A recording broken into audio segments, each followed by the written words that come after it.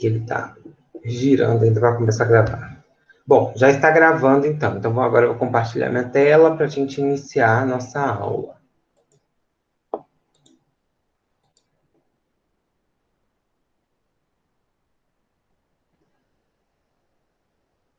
Pronto, já devem estar todos vendo minha tela, né? Vou botar isso aqui. Vou começar desta parte. Tá daqui. Bom, só para a gente relembrar, então, o assunto da aula passada, então, a gente estava falando de procariotes, da replicação dos procariotes, e a gente viu que diversas enzimas, elas fazem papel nesse processo da replicação. Então, uma das principais enzimas, claro, é a DNA polimerase 3, ela que vai fazer o processo da fita, mas você vai ter uma série de outras enzimas que também vão fazer o papel. Então, a gente começa, por exemplo, deixa eu só abrir a sala para alguém. Pronto. Voltando aqui. Então, uma série de enzimas também fazem o papel justamente da replicação. Então, a gente tem, por exemplo, a proteína topoisomerase, que vai fazer com que desdobre todas as fitas e que façam que a fita de DNA ela fique mais linear. Aí a gente vai ter a helicase. A helicase ela vai quebrar as fitas pontes de hidrogênio para que as duas fitas elas se separem. E essas duas fitas separadas, elas vão ser estabilizadas pela proteína ligadora de DNA, ou também chamada de SSB. A partir daí, vai vir uma enzima chamada primase, que vai colocar os primeiros nucleotídeos de RNA, já que a DNA polimerase ela não consegue fazer isso. E então, a partir do momento que a primase ela colocou, vai vir então a DNA polimerase, que vai começar a estender a fita. Lembrando que em um sentido vai de maneira contínua, no outro sentido de maneira descontínua, aonde a primase vai tendo que adicionar esses nucleotídeos em diversos pontos no sentido descontínuo. Uma vez que houve a extensão, em um sentido vai ter uma amplificação bastante contínua, na outra vai ser feita de maneira descontínua. E aí, toda vez que for feita de maneira descontínua, a primase ela insere esses nucleotídeos, que depois que tudo foi formado, vai ser retirado pela DNA polimerase 1, e agora esses fragmentos vão ser religados.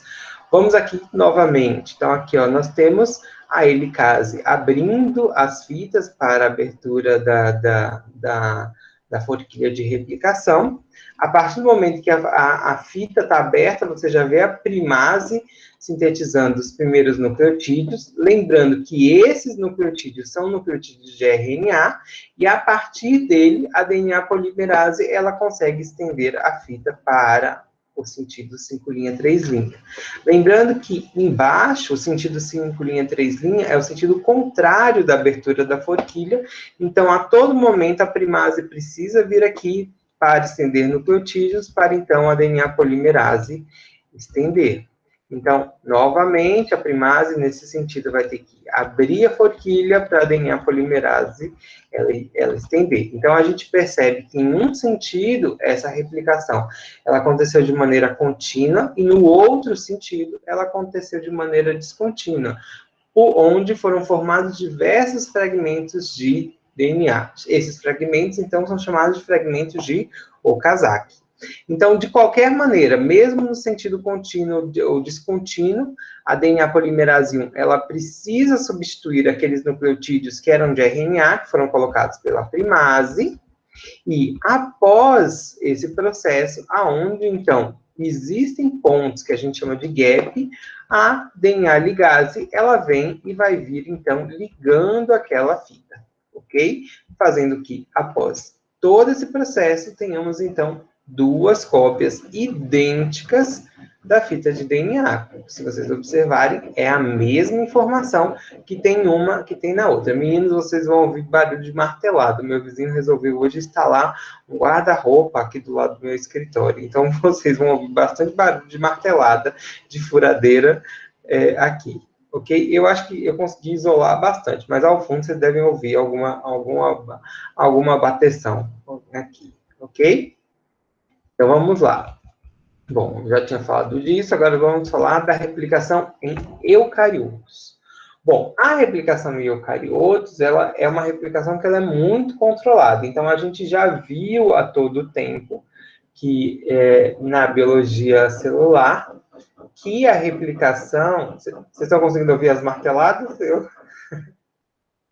Na replicação do material genético dos procariotos, ela depende de um ciclo celular.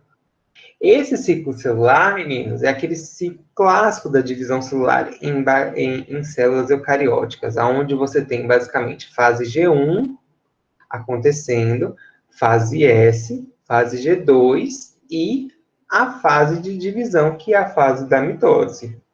Então, que é a fase M. Então, na fase G1 é onde você tem basicamente os compostos se preparando para que na fase S, que é a fase de síntese, o material ele seja duplicado. A partir do momento que a duplicação acontece, vem-se para a fase G2, e nessa fase G2 se prepara agora para que ocorra, então, a divisão. Então, a replicação em eucarioto, ela vai acontecer na fase S, e é nessa fase onde a gente vai ter a síntese de novas moléculas de DNA, ok? Então, normalmente, na fase G1 é onde a gente tem o crescimento, a preparação da maquinaria praticamente toda para que você tenha a replicação. Na fase S, acontece a replicação desse material genético. Agora, uma vez acontecido esse material genético duplicado, esse material genético ele começa a ser bastante condensado para que ele fica na estrutura de cromossomos, para que quando ele entrar na fase M, você tenha a divisão dos cromossomos, cada um para a célula, cada um para a célula filha que foi, então, gerada. Bom, muitas dúvidas se tinha sobre o processo da replicação de eucarioto. Primeiro, tudo em biologia molecular, a gente sempre sabe primeiro em procarioto. Então, a gente conhece muito bem os processos em procarioto. Em eucarioto, os processos são mais difíceis de serem descobertos. Até porque, assim, hoje a gente já tem uma tecnologia muito mais fácil para a gente entender os mecanismos em eucariotos. Mas antigamente a gente não tinha. Hoje, com culturas celulares, a gente consegue entender muito bem como que são esses processos. Então, a gente já sabia que em procarioto, a replicação, ela era bidirecional. E ela começava em um único ponto. Isso através dos experimentos que foram feitos com a radiografia. Em eucarioto, não se sabia, até então, que dois pesquisadores, Joel Huberman e Arthur Higgs, eles também, da mesma maneira, começaram a trabalhar com marcação por radioisótopo do DNA e fazendo microscopia eletrônica. E aí eles conseguiram perceber que, na verdade, a replicação, ela também acontece através da formação da forquilha. Essas forquilhas, elas também abrem para diferentes pontos e a única coisa que ele viu que existia de diferença em o procarioto é que existia a formação de diversas forquilhas ao mesmo tempo. Então, ao longo do DNA, você tem essas regiões de origem acontecendo. Então, acontece a formação de uma forquilha, acontece a formação de outra forquilha, e essas forquilhas vão se juntando.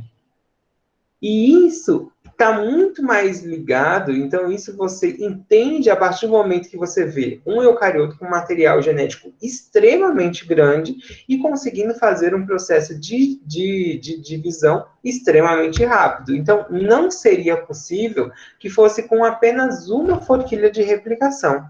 Você precisa, então, de mais forquilhas acontecendo. Então, a gente sabe que as forquilhas, elas também acontecem, elas também são bidirecionais, no entanto, acontecem várias forquilhas ao longo do DNA. E a produto da divisão nada mais é do que o encontro entre todas essas forquilhas, ok?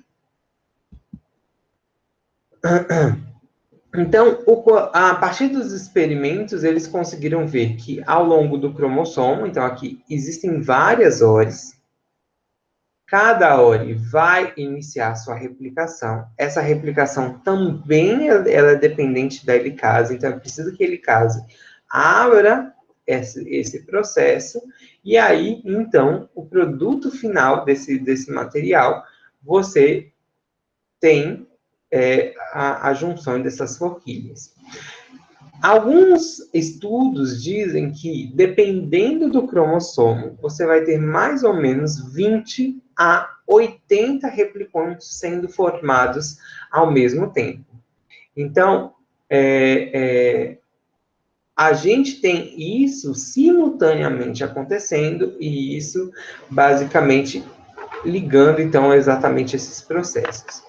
No entanto, existem alguns mecanismos que ainda não são muito bem compreendidos. Eu vou falar um pouco, mas eles não são totalmente compreendidos, que é o mecanismo que regula exatamente quando vai começar, e principalmente para que, já que são várias forquilhas sendo formadas, por que essas forquilhas elas não se abrem a todo momento, ok? Então, aqui novamente mostrando, está aqui numa microscopia, uma forquilha sendo formada, aqui outra forquilha sendo formada, e aqui uma terceira forquilha sendo formada. Então, aqui você já tem 3 forquilhas sendo formadas naquele material genético. Ok? Da mesma maneira que a gente tem as enzimas ligadas ao processo da replicação em procarioto, praticamente essas mesmas enzimas também vão estar no processo do eucarioto. Então, a gente tem, da mesma maneira, a helicase, cortando as pontes de hidrogênio, quebrando as pontes de hidrogênio para a abertura da forquilha. A gente tem a estabilização pelas proteínas SSBs. A gente tem a girase, que é uma topoisomerase, também fazendo o mesmo papel de desnovelamento daquela fita. E a gente tem as DNAs polimerases. Qual é a grande característica? A gente vai ter muito mais DNAs polimerases envolvidas nesse processo. Vamos ter uma primase, só que essa primase é associada com uma DNA polimerase. Vamos ter uma ligase e vamos também ter outras topoisomerases associadas a proteínas que vão estar ligadas ao processo de liberação dos nucleossomas. Então, a liberação, principalmente, das estomas. E a gente também vai falar desse processo. O mais interessante é que a gente entenda primeiro as enzimas DNA polimerases eucarióticas. Então, a gente tem uma série de enzimas que também fazem o mesmo papel dos procariotos, também fazem o mesmo papel aqui. A diferença é que a gente vai ter, enquanto no procariota a gente tinha a DNA polimerase 3 como a principal, aqui a gente vai ter 2 enzimas DNA polimerases principais. DNA polimerase alfa e DNA polimerase do tipo delta. Essas 2 serão as mais importantes. E elas têm funções um pouco diferentes. A alfa, ela normalmente ela está associada com uma primase. Por ela estar associada com uma primase, ela sempre vai estar ligada à formação da fita descontínua. Enquanto a delta, ela não está associada com uma polimerase e com uma primase. E aí ela está relacionada à fita descontínua. Todas as outras, elas vão estar relacionadas à questão, principalmente, de reparo de DNA, fazendo papel, principalmente, o que a 2 e a 3 fazem. E a única diferença é que você vai ter também uma DNA polimerase do tipo gama, que vai estar relacionado muito ao material das mitocôndrias. Então, como o material mitocondrial ele é separado do material cromossomal, você vai ter uma enzima específica para ele. Sendo que, quando for um material vegetal e ele não tiver cloroplasto, você também vai ter uma enzima específica para cloroplasto. Entendeu? Então, basicamente, elas têm você vai ter muitas delas ligadas à síntese e reparo de DNA, algumas ligadas, por exemplo, ao material mitocondrial, mas você vai ter duas muito importantes, que é a alfa e a delta. Uma ligada à fita descontínua e a outra ligada à fita contínua. Então, se a gente tem uma forquilha de replicação que está seguindo para este sentido aqui, ó, esta enzima, que é a enzima gama, ela vai ser a fita a enzima que vai estar ligada a essa fita, porque esse processo é um processo contínuo. Agora, para o outro sentido, vocês vão ter uma outra DNA polimerase, que é essa DNA polimerase aqui, que é a alfa. Ela está associada aqui, ó, com uma primase. E o fato dela estar associada com uma primase significa que ela vai funcionar no sentido descontínuo. Por que no sentido descontínuo? Porque no sentido descontínuo, você vai precisar, a todo momento, formar novos primers pela primase. Então, a partir do momento que aqui vai se abrindo, a DNA alfa, ela vai vindo aqui também e ela vai sintetizando novo fragmento. Igualzinho a gente viu com o procarioto. A diferença no procarioto é que quem trabalha para os dois sentidos é a DNA polimerase 3. Aqui, para um sentido contínuo, você tem uma, e para o sentido descontínuo, você tem outra. Entendido isso, meninos?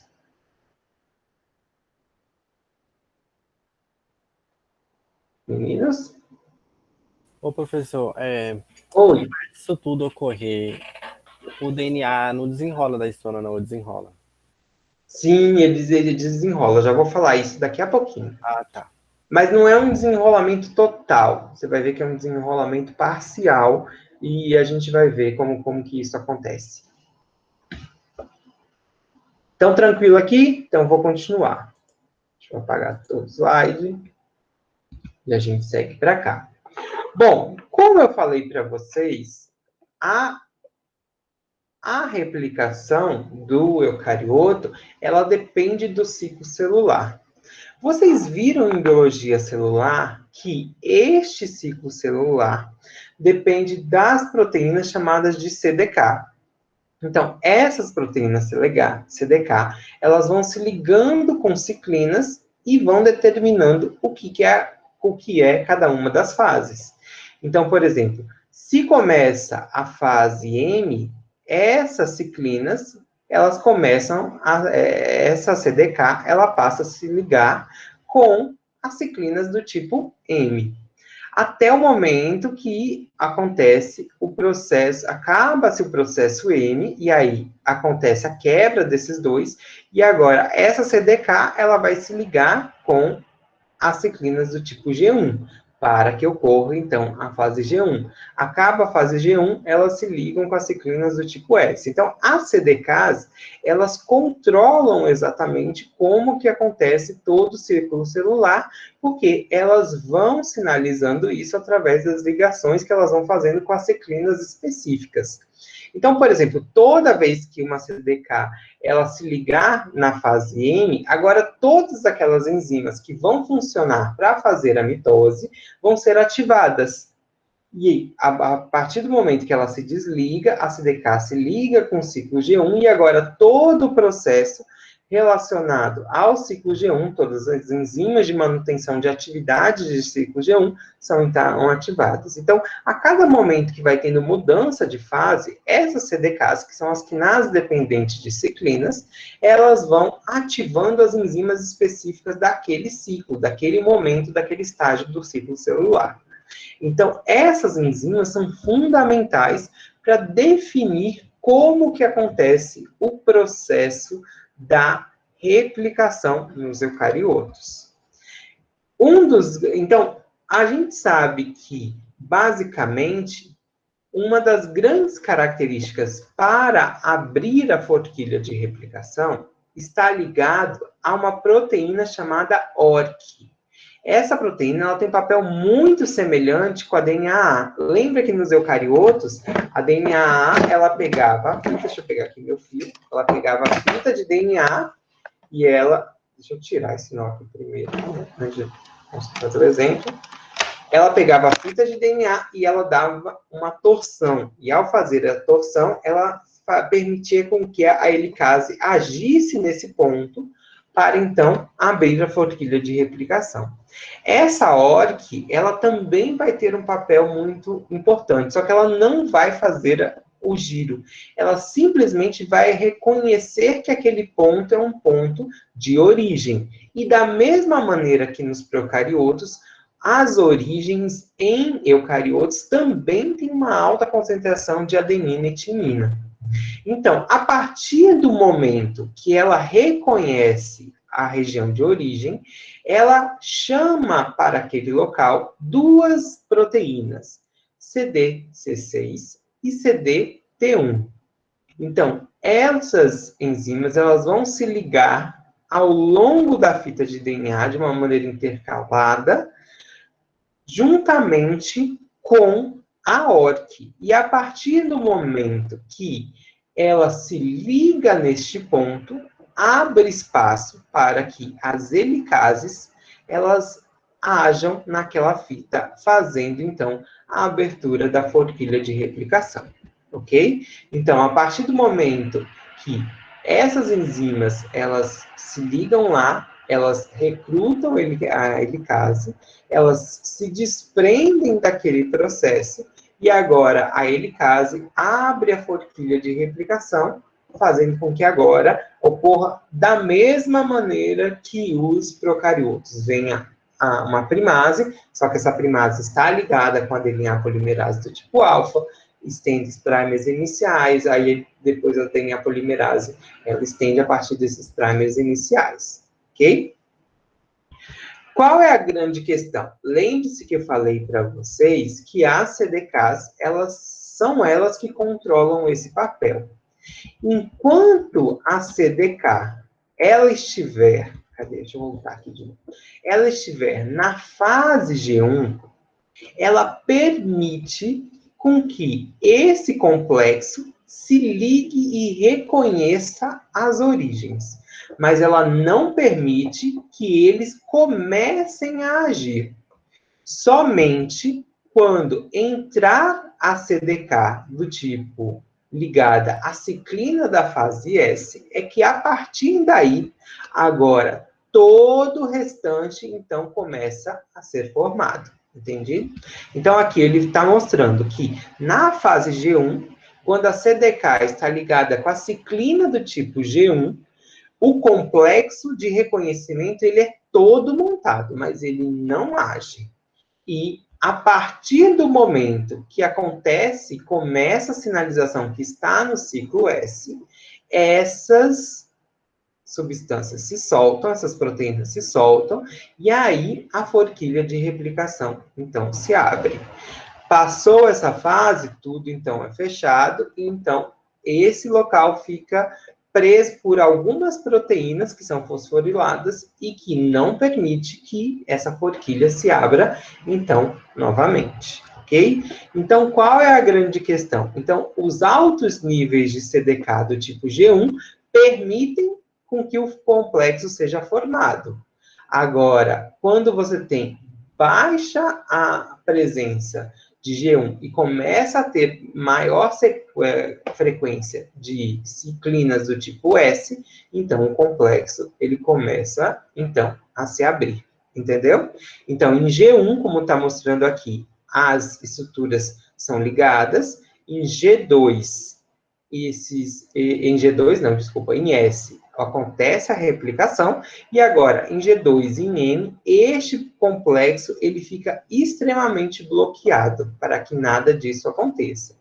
Então, somente com a presença das ciclinas S, é que agora acontece a liberação e todo o complexo começa. Então, aqui, enquanto estava na fase G1, eu tinha aqui a ligação. Agora que eu começo a fase S, tudo se destaca. Aí eu venho, então, com a helicase, abrindo a forquilha. A helicase é essa aqui em vermelho.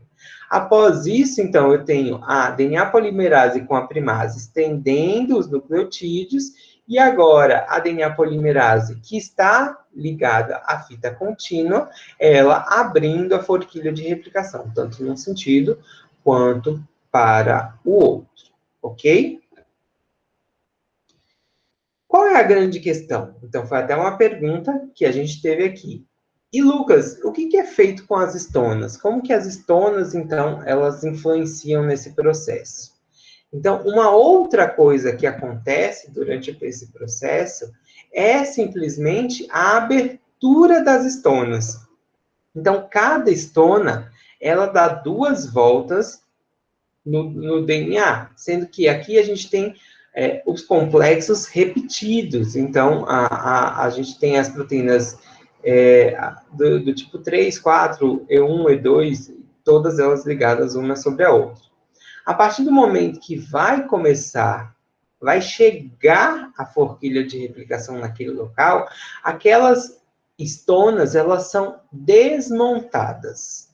E a partir do momento que elas são desmontadas, uma das fitas, obviamente, vai receber a remontagem da estona. Como então que agora vai ser sinalizado que a outra fita também precisa das estonas? Através de 2 proteínas, NAP1 e CAF1. NAP1, ela leva as estonas para a outra fita filha, e a CAF1, ela leva até os sítios cromossomos para a montagem desse cromossomo. Na verdade, a NAP1, ela leva as estonas do citoplasma, que é onde elas são produzidas, para o núcleo. E a CAF1 que coloca exatamente no material, ela que vai fazer, então, este processo. Então, como que se garante que isso tudo vai ser feito? Primeiro, se garante através da sinalização de quem recebeu, de quem não recebeu as estonas, mas se garante também através de enzimas que também controlem esse processo. Mas, como eu disse para vocês, esses processos não são muito bem elucidados. A gente sabe que, a partir do momento que existe uma replicação, não vai ter novas replicações enquanto estiver na fase, enquanto não voltar novamente à fase S. A gente acredita, então aqui é uma hipótese, que exista proteínas que impeçam que formem novas forquilhas. E aí, por isso que a gente não tem, então, essas forquilhas sendo formadas. Há indícios que a própria estona também participe desse processo, mas são apenas indícios, ok? Um outro ponto que é bastante importante, e eu vou até inserir para vocês um slide em branco aqui, para poder explicar. Deixa eu colocar aqui, um slide em branco. É que, se eu tenho, deixa eu pegar aqui a fita de DNA, vou buscar. Aqui está no laser, deixa eu colocar aqui para a caneta. Bom, aqui eu tenho meu DNA, certo? Eita, torto. Deixa eu apagar aqui, ficou feio. Aqui eu tenho meu DNA. Eita, não era a borracha. Ainda estou apanhando, até o final desse semestre eu vou aprender a usar esse negócio direito. Aqui eu tenho a minha fita de DNA. Continua torto, mas pelo menos está um pouquinho melhor. Certo? Aqui, então, ela ainda está em fita dupla. Quando eu for estender a minha fita, aqui é o cromossomo, elas se separaram. Vocês concordam que neste ponto aqui, cadê a fita aqui? Neste ponto aqui, foi feito um prime pela primase, e neste ponto aqui foi feito um primer pela primase. E aí, então, vem a DNA polimerase e ela vai estender, então, a fita. Deixa eu colocar aqui a fita em roxo. A DNA polimerase, ela vem e estende essa fita para esse sentido e estende esta fita para este sentido. Ok?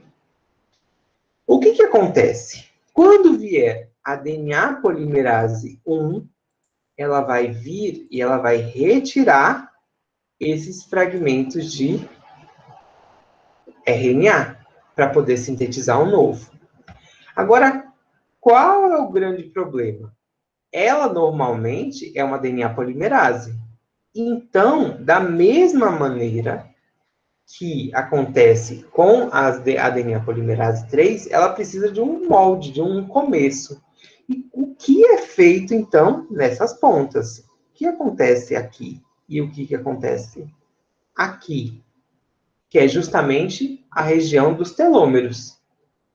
Porque não existe aqui mais DNA nessa região para que ela use como molde para fazer a extensão desse pedaço. Porque o cromossomo humano, ele é linear. Então, tem uma ponta. É diferente do procarioto, que não tem ponta. Ele usaria esse fragmento que estaria nessa região aqui para estender. Ou esse fragmento que estaria nessa região aqui para estender. Isto não acontece. E aí, a gente tem um grande problema que se chama replicação dos telômeros, da parte final daquele DNA. Então, como os cromossomos dos eucariotos são lineares, eles apresentam pontas, a gente tem as extremidades dessas regiões. Esse antibiótico pode inibir a replicação de DNA em bactérias, sim. Você tem alguns antibióticos que agem justamente nesse processo, que são justamente as quinolonas, as fluorquinolonas. Então, todos eles inibem a DNA polimerase em bactérias. Aí, como a DNA polimerase em bactérias, ela é diferente da DNA polimerase no eucarioto, você consegue ter uma ação muito específica. Então, um dos mecanismos é esse mecanismo de antibiótico. Bom, então, como ele estava falando aqui, por exemplo, na fita líder, por exemplo, a enzima ela vai continuar até o término da fita. Então, no entanto, por exemplo, no outro lado, quando for retirado os segmentos da primase, vai ficar uma região sem ponta. Exatamente aqui. Primeiro, vamos entender esse processo. Então, essa região dos telômeros é uma região bastante repetida de DNA. No entanto, ela não tem uma função codificante. Só que ela precisa ser replicada, porque quando tiver encurtamento dos cromossomos, esse encurtamento, ele significa o nosso envelhecimento. Então, como a gente, ao longo da nossa vida, vai perdendo porções pequenas dos telômeros, a cada perda que a gente vai tendo um envelhecimento do indivíduo. Então, você pega indivíduos idosos, comparado com indivíduos crianças, eles têm diferenças de tamanhos de telômeros, de fragmentos de telômeros. Então, a gente precisa, então, que ocorra essa perda, mas essa perda não seja uma perda brusca. E isso vai fazer com que a gente envelheça aos poucos. Então, para que a gente não envelheça tão rápido, a gente precisa que venha uma enzima e que faça esse papel da reconstituição do telômero. Então, lembre que eu falei para vocês. Então, aqui a gente tem a fita de DNA no meu desenho. Aqui, teoricamente, como era a ponta do cromossomo, uma primase, ela veio e estendeu para este sentido aqui. Para este sentido.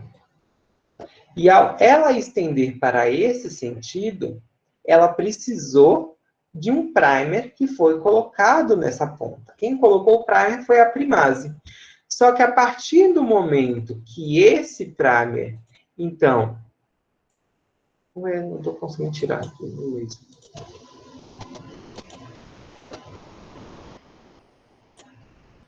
A partir do momento que esse primer é retirado pela DNA polimerase, fica-se esse gap. Esse gap não pode ficar, senão esta região aqui se perderia por completo. E a gente vai tendo perdas, mas a gente vai tendo perdas ao longo de gerações de 1 nucleotídeo, 2 nucleotídeos, 3. A gente tem perda de até 10 nucleotídeos entre cada fase. Então, assim, não é algo que é muito brusco para as nossas células. Então, a primeira coisa que a gente precisa fazer é resolver essas pontas. Foi aí que se descobriu que existia uma DNA polimerase com função de síntese de telomerase. O que ela faz? A primeira coisa que ela faz, ela pega esta ponta e a partir desta ponta aqui, que está no sentido oposto, ela estende um fragmento ligado a ele, um fragmento a mais. E a partir desse fragmento a mais, ela também usa este fragmento para ela servir agora de primase, de primer, para que então, a partir dela, a DNA polimerase consiga estender essa porção final.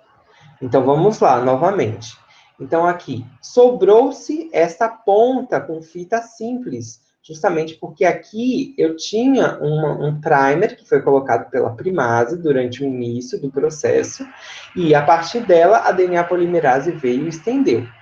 Quando são retirados esses primers, aqui fica um gap.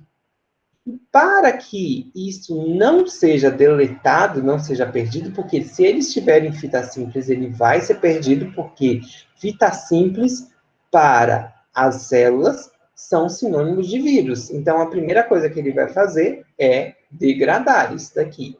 Para que ele não seja degradado, então vem a enzima telomerase, que é uma DNA polimerase do tipo telomerase, ela vem e sem precisar de fragmento inicial, ela estende um pouco a essa fita.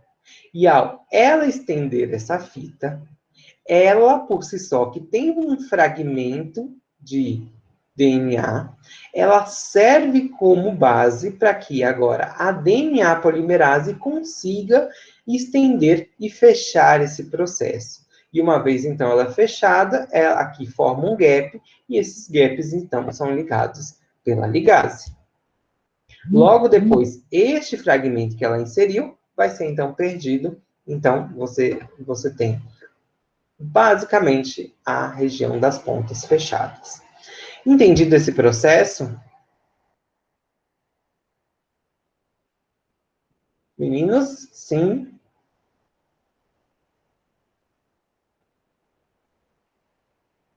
A gente tem que só pensar que isso só acontece em eucariotos. Por quê? Porque o material de eucariotos, ele é linear. Não vai acontecer em procariotos, porque o material é circular, não existe pontas. Então, isso facilita para que tenha um fechamento completo da da formação da fita. Então, quando a gente compara, basicamente, a replicação do procarioto com o eucarioto, primeiro, o procarioto tem 3 enzimas principais. Tem a polimerase 1, 2 e a 3, sendo que é a 3 que vai fazer, então, a replicação principal. Ela é a principal enzima polimerizante. Em eucariotos, a gente vai ter 5 principais. Você vai ter muito mais. Hoje em dia, a gente já sabe que tem 13. No entanto, a gente vai ter a alfa como uma das principais para a fita descontínua e a delta como a principal para a fita contínua.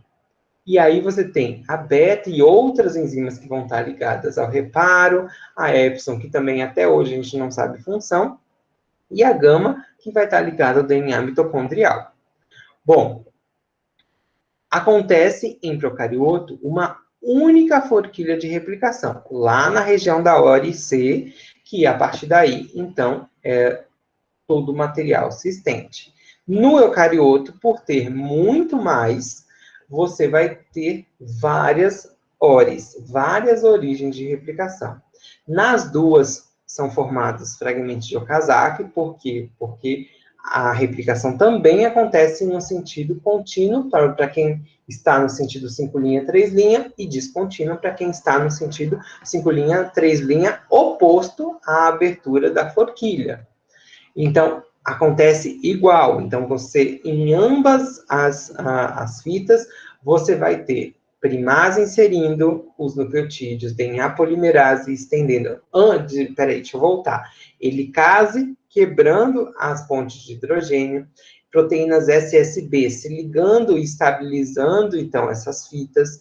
Você vai ter primase colocando os primers, DNA polimerase estendendo, e a grande diferença está aí, porque no procarioto é uma DNA polimerase que faz a extensão, que é a DNA polimerase 3, e no eucarioto são duas, alfas para a fita descontínua e delta para a fita contínua. Outra coisa é o número de fragmentos de Okazaki, então, que estão dentro de um fragmento de Okazaki. Então, os fragmentos de Okazaki em procariotos são muito maiores, então vão ter cerca de 10 a 2.000 nucleotídeos. Enquanto em eucariotos você vai ter fragmentos de Okazaki muito pequenos, de 150 a 200 nucleotídeos.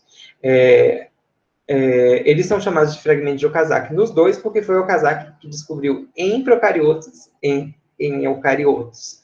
Outra característica é que em procariotos você não tem esse material complexado com nenhuma proteína, enquanto no eucarioto, como o material genético ele está complexado nas estonas, primeiro, essas estonas precisam ser abertas para que ocorra a passagem da forquilha de replicação, sendo que logo após a passagem da forquilha de replicação, as estonas precisam estar tanto numa fita filha quanto na outra, ok?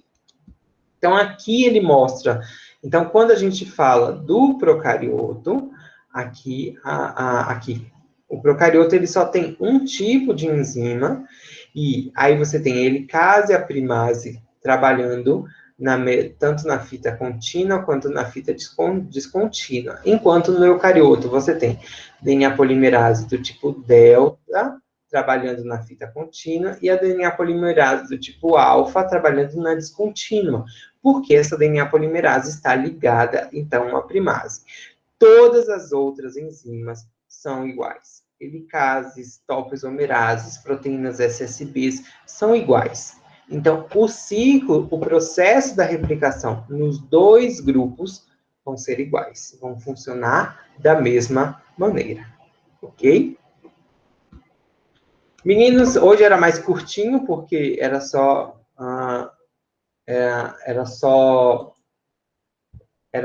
exatamente ver como que era em eucariotos, e eles são muito parecidos. Leonardo está aqui me explicando, me perguntando, Lucas, como que ocorre o reparo de DNA por mau pareamento? Leonardo, existem vários mecanismos de reparo de DNA. Então, por exemplo, o que acontece? A DNA polimerase, tanto a 3 quanto a alfa, na verdade eu vou falar muito mais de procariotos, que é o que a gente conhece muito mais os mecanismos de reparo. Então, o mecanismo de reparo em procariotos, logo após que a fita ela é formada, essa fita ela é, primeiro, revista pela DNA polimerase 1 e 2. Se, mesmo com essa revisão, ainda acontecer um erro, uma série de mecanismos de reparo podem ser, então, adicionados.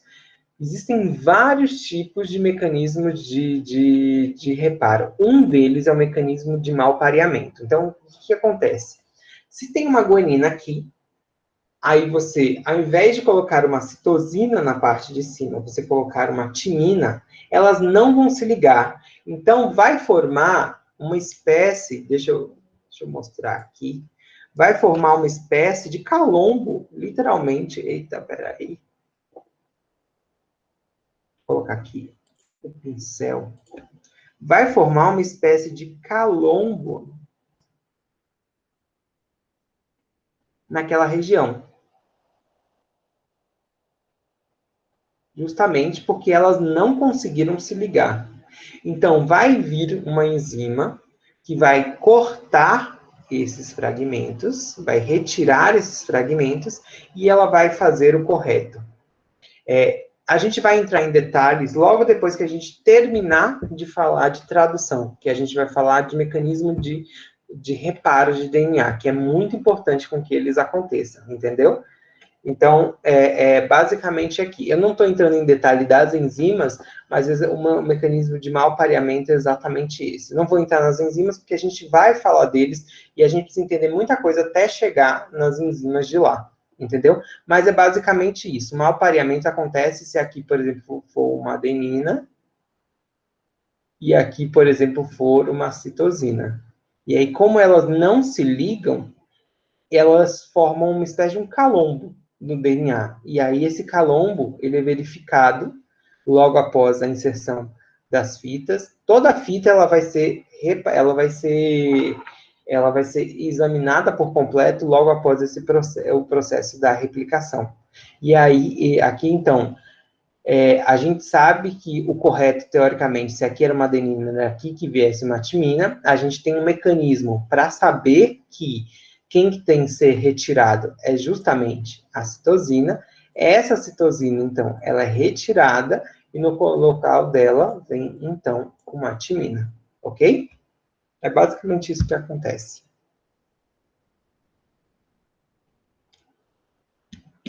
Mas não se preocupe que a gente vai falar com bastante detalhes disso quando a gente vai ter uma aula só sobre esse processo. Meninos, mais alguma dúvida? Ô, professor, eu e Vitor tá em dúvida em que dia vai ser a cola. Peraí, deixa eu lembrar aqui do nosso cronograma. Eu falei Lucas ou Vitor? É Vitor. Sei lá. Eu falei errado? Tô louco.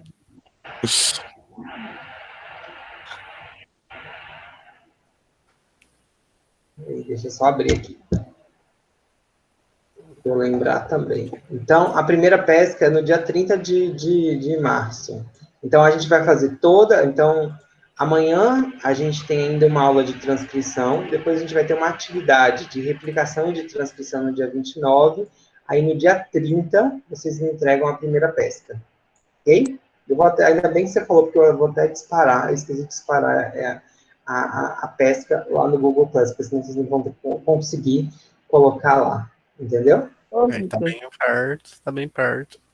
Tá. Sem ser essa semana que vem. Sem ser ô, essa Lucas, terça, agora a outra. Diga.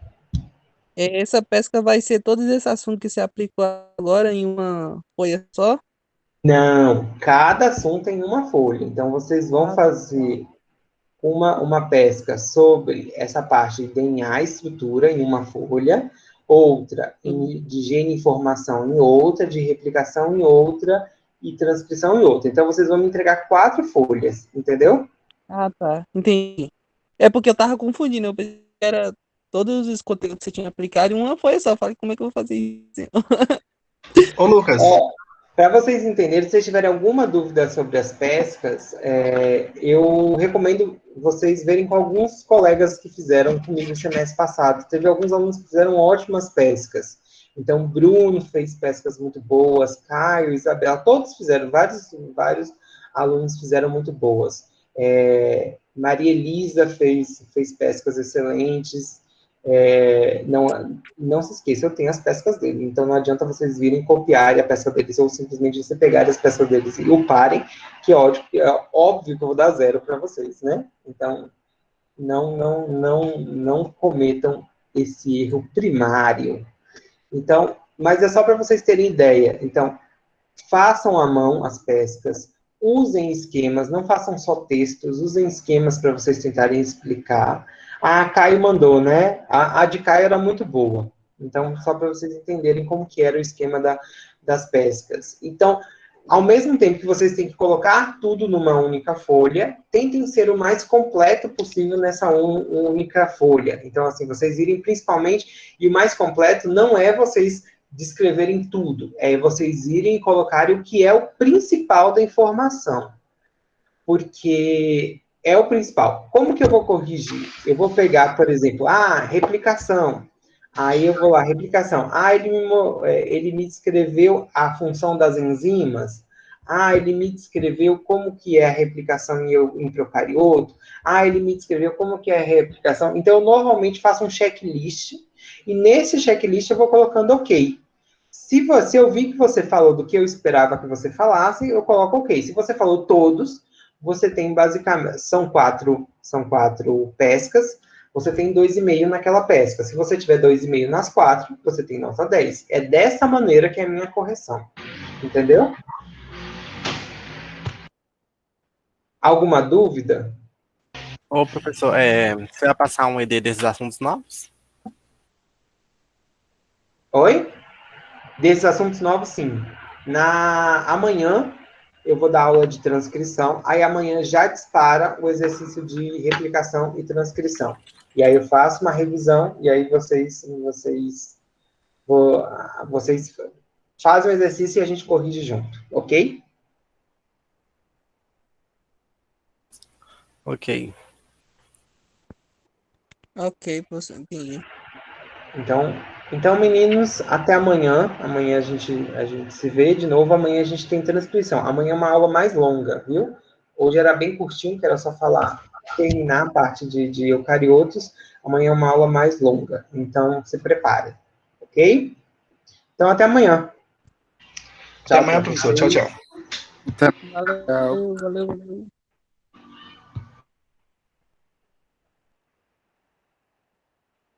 Olha, ô Lucas, Oi, Vitor. Vitor, hoje mais cedo, você estava falando sobre a palestra na Lina, e falando com o pessoal. Eu posso fazer uma pergunta sobre a palestra? Pode sim. É porque eu fiquei uma coisa em dúvida. Logo no final, ela falou sobre o teste de paternidade, e eu queria saber, você explicou mais ou menos, mas eu fiquei ainda um pouco em dúvida, de como é que funciona, qual é a porção certa, como é que sabe qual é o pedaço certo de paternidade, né? Como é que olha isso? E se pode existir algum tipo de falso positivo nesse processo? Tem alguma coisa que pode influenciar, dar, né, um erro nesse sentido? Como que funciona? Então, no DNA, lembra que eu falei no material genético, você tem aquelas regiões grandes de repetições, né? Essas regiões também são chamadas de regiões variáveis. O que significa? Significa que, por exemplo, elas são específicas de grupos familiares. Então, por exemplo, você é formado pela junção dessas regiões variáveis do seu pai e da sua mãe. Então, o que vai acontecer? Deixa eu aqui mostrar e compartilhar minha tela, que eu vou explicar aqui. Lá na da primeira aula que eu dei para vocês, de introdução à biologia molecular, eu tenho um desenho que mostra um pouco isso. Deixa eu só achar essa aula aqui que eu já compartilho.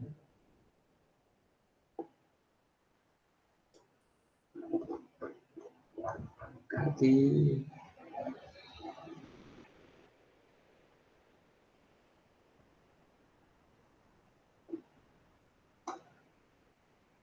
Gente, cadê essa aula? Aqui, achei.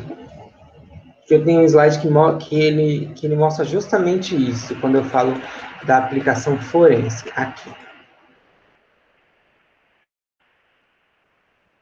Deixa eu compartilhar minha tela.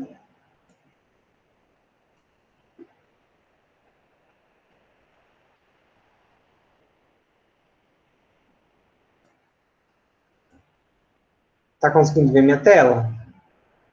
Então, assim, Então, o que a gente faz? Então, para você confirmar que tal indivíduo é filho de tal pessoa.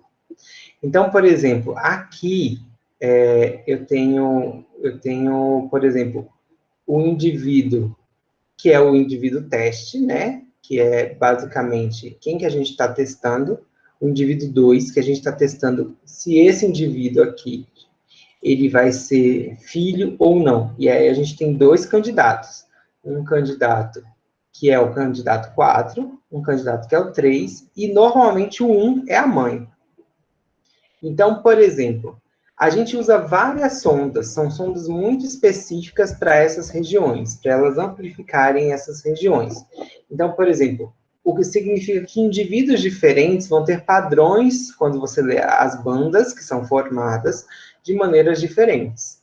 E, basicamente, você, que é o indivíduo que está sendo testado, para ver que de quem você, na verdade, você é filho de quem, você tem que ter as junções das bandas de acordo com seus familiares. Então, por exemplo, se você tem uma banda, essa banda tem que ter vindo igual, ou da sua mãe, ou do seu pai. Então, por exemplo, e para isso ser confiável, a gente não faz uma única testagem, a gente usa várias sondas ao mesmo tempo. Então, aqui ele mostra, utilizando sondas totalmente diferentes para essa detecção. E aqui você tem o indivíduo 2. O indivíduo 2, ele tem esta banda e esta banda. Quando você compara com o genoma da mãe, com a mãe tem esta banda aqui. Nesse caso aqui, nessa outra sonda, então ele tem esta e esta. Então, esta banda aqui, quando você compara com a mãe, ela veio da mãe. E aqui a mesma coisa, o indivíduo tem esta e esta. Então, provavelmente, a outra banda que é a de baixo, veio de alguém que é o possível pai. Então, se olha nos possíveis pais, então aqui o 4 e 3, da onde que veio esta banda. Então, aqui, por exemplo, não veio desse indivíduo 3. Então, ela veio desse indivíduo 4. Então, um teste já diz que é o 4 pai. E aí, aqui a gente vê. Então, esta banda aqui veio da mãe. Então, esta daqui, provavelmente, é do pai. Vamos olhar agora o suspeito. Então, que suspeito que tem? Este suspeito tem a mesma banda. Este não tem. Então, novamente, o segundo teste dizendo que o indivíduo 4 é o pai dessa criança. E agora o último teste confirmatório. Então, se ele, ao você comparar ele com a mãe, eles têm esta banda aqui. Então, provavelmente a outra banda deve ter vindo do outro pai. E aí, quando compara o indivíduo 3, novamente o indivíduo 3 não tem. Então, quem tem? O indivíduo 4. Então, é isso que a gente faz. Então, a gente faz um PCR que, dependendo do indivíduo, ele vai formar produtos de tamanhos diferentes. Então, e esses produtos têm que ter vindo iguais, tanto do seu pai ou da sua mãe, entendeu?